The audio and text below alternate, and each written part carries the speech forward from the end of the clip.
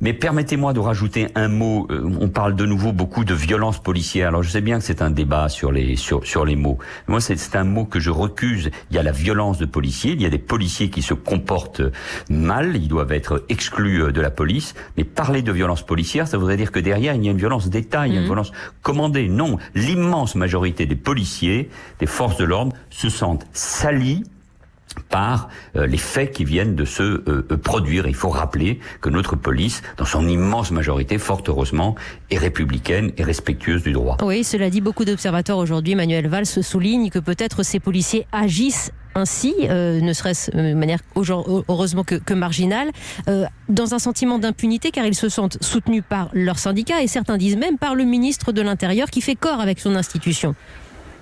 Ça, c'est un débat que vous avez eu à affronter aussi, Manuel Valls, j'imagine, comme ministre de l'Intérieur.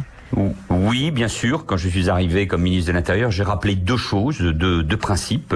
Le ministre de l'Intérieur est là, évidemment, pour protéger les policiers face aux violences, pour les soutenir face à la violence de la société, et à ceux qui s'en prennent aussi, tout simplement, aux forces de l'ordre, tous ceux qui expliquent que la police est raciste, que c'est une violence d'État, tous ceux qui s'en prennent tout simplement à l'autorité de l'État.